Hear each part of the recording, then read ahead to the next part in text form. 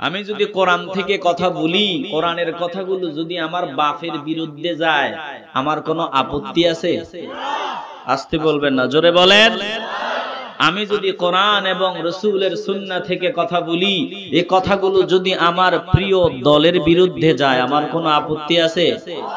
আমি যদি কোরআন সুন্নাহ থেকে কথা বলি, এই কথাগুলো যদি আমার বিরোধী দলের বিরুদ্ধে যায়, কোনো আপত্তি আছে?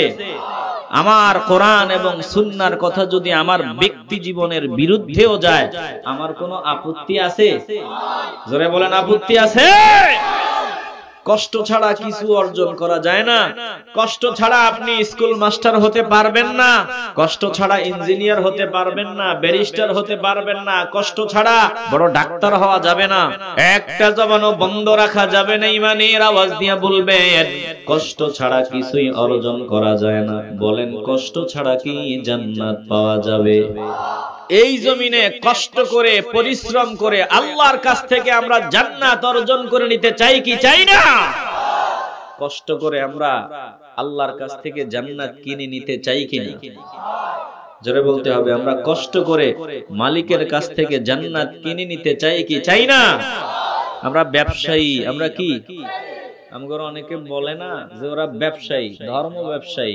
হ্যাঁ, আমরা ব্যবসায়ী, তবে কেমন ব্যবসায়ী? আল্লাহ যেই ব্যবসার কথা বলেছে আমরা ওই ব্যবসায়ী। আল্লাহ বলেন, ইয়া আইয়ুহাল্লাযীনা আমানু, ইয়া আইয়ুহাল্লাযীনা আমানু হাল আদুল্লুকুম আলা তিজারাতিন তুনজিকুম মিন আযাবিন আলীম।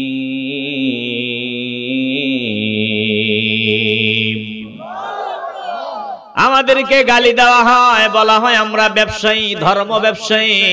আল্লাহ বলে, তোরা যদি ব্যবসায়ী না হও জান্নাত পাওয়া যাবে না। ইমানের আওয়াজ দিয়া বলেন, আমরা আল্লাহর সাথে খাঁটি ব্যবসায়ী হতে চাই কি চাই না? আল্লাহ বলেন যে আমি কি তোমাদের হাল আদুল্লুকুম আলা তিজারাতিন, আমি কি তোমাদের এমন ব্যবসার সংবাদ দিব না যেই ব্যবসা তোমাদের তুনজিকুম মিন আযাবিন আলীম, যেই ব্যবসাটা তোমাদের জাহান্নামের আগুন থেকে বাঁচায়া জান্নাতি বানায় দিবে। আমরা কি এমন ব্যবসার সংবাদ পেতে চাইনি যে ব্যবসা আমাদের জান্নাতি বানায় দিবে?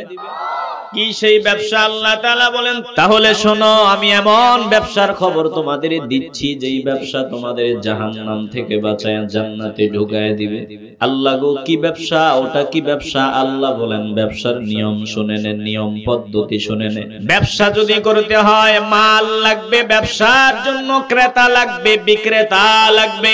তিনটা জিনিস ছাড়া ব্যবসা হয় না। এক নাম্বার, ব্যবসা করার জন্য ক্রেতা দরকার, ব্যবসা করার জন্য বিক্রেতা দরকার। আল্লাহ বলেন, শোনো, আমি আল্লাহ তোমাদের ব্যবসার খবরটা দিয়ে দিচ্ছি, ভালো করে বুঝে নেন। ইন্নাল্লাহ আশতারা মিনাল মুমিনিনা আনফুসাহুম ওয়া আমওয়ালাহুম বিআন্না লাহুমুল জান্নাহ। আল্লাহু আকবার বলেন। ভালো করে বুঝে নেন। আল্লাহ বলেন, শুনে নাও, ব্যবসার খবর আমি জানায় দিচ্ছি। কি ব্যবসা? বলে, ইশতারা, আমি আল্লাহ ক্রয় করে নিয়েছি, ক্রয় করে নিয়েছি। ব্যবসার ক্রেতা হলো আল্লাহ। একটা জবানও বন্ধ রাখা যাবে না। ইমানের আওয়াজ দিয়া বলেন, এই ব্যবসার ক্রেতা কে? আল্লাহ বলেন, আমি ক্রয় করে নিয়েছি আনফুসাহুম মিনাল মুমিনিনা, মুমিনদের কাছ থেকে, মুমিনদের কাছ থেকে, মুমিনদের কাছ থেকে, মুমিনদের কাছ থেকে আমি মালিক কিনে নিয়েছি তাদের জান। একটা জবানও বন্ধ রাখবেন না। ভালোবাসার আওয়াজ দিয়ে বলেন, এই জানটা আমাদের দিয়েছেন কে? যেই মালিক আমারে জান দিয়েছেন, ওই মালিক বলেন, আমি তোমার কাছ থেকে জান কিনে নিয়েছি। দিয়েছেন আল্লাহ। আবার আল্লাহর দেয়া জিনিসটা আল্লাহ তাআলা চান। একটা জবানও বন্ধ হবে না। ভালোবাসার আওয়াজ দিয়া বলেন, আল্লাহর দেয়া জিনিস আল্লাহ আবার ফেরত চায়। বলো, আমরা আল্লাহর দেয়া জিনিসটা আল্লাহকে ফেরত দিতে চাই কি চাই না? পারবেননি দিতে? কথা বলে না, দিতে পারবেননি? যদি রক্ত দিতে হয় ন্যায় প্রতিষ্ঠার জন্য, ন্যায় প্রতিষ্ঠার জন্য যদি আল্লাহর দেয়া জীবনটা আল্লাহকে দিয়ে দিতে হয়, দেওয়া যাবে? সমাজে ইনসাফ প্রতিষ্ঠা করার জন্য, হক প্রতিষ্ঠা করার জন্য, জুলুমের বিরোধিতায় যদি আল্লাহর মহব্বতে, নবীর ভালোবাসায় যদি জীবন দিতে হয়, বলেন আল্লাহর দেয়া জীবন কি আল্লাহকে দেওয়া যাবে? যেই ব্যবসা আমাদের জাহান্নাম থেকে বাঁচায় দিবে, যেই ব্যবসাটা আমাদের জান্নাতি বানায় দিবে, ওই ব্যবসার ক্রেতাকে, ওই ব্যবসা করতে গেলে সম্পদ লাগে, সম্পদ। সম্পদ আমার জীবন। আল্লাহ বলেন আমি আল্লাহ মুমিনদের কাছ থেকে, মুমিনদের জান, আনফুসাহুম ওয়া আমওয়ালাহুম, মুমিনদের কাছ থেকে আমি আল্লাহ তাদের জান এবং মাল কিনে নিয়েছি।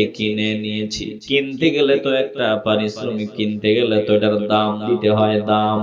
আল্লাহ বলেন দাম কি শুনিয়া লও, দামটা হলো বিআন্না লাহুমুল জান্নাহ, তোমার জান এবং মাল, এটার বিনিময় হলো জান্নাত।